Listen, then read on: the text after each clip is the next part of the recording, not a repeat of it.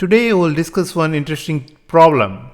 Like we have an arrays which may contain duplicate items. How to convert to another array which only contain the unique items, which can be achieved in a very interesting manner in a very simple ways.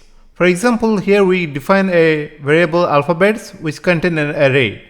If you note closely, the b is present twice, which is a complete valid scenario. Array can contain duplicate elements. There is no problem with that. So how to convert with another array which contain only unique elements? There are a lot of different approaches, but this is a new syntax which is really awesome. The first thing, we are using a constructor, new set. The set data structure is present in most of the programming languages.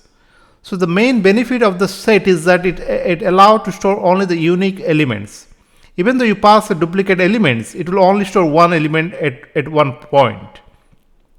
So in this constructor, it allows us to pass an array-like syntax, like alphabets. It is an array. So this new set, this particular piece will convert to an set object, which is not an array yet. Okay. So inside that, we are using a spread operator and array destructuring syntax. So this particular three dots along with the array syntax with the bracket notation, which really create an array. So unique will contain ABC element. Now see the example real quick. Like here again the same example, alphabets, and we contain these unique values. So before we see this unique how it looks like, if you try to print this new set alphabets like up to till this moment, if you see this is not an array, now it is contain a set.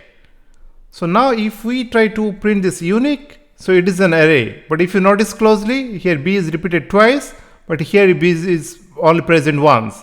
So the duplicate element is removed. That's why you ensure that unique element to be present. Hope you learned something today. Have a good day ahead. Bye bye.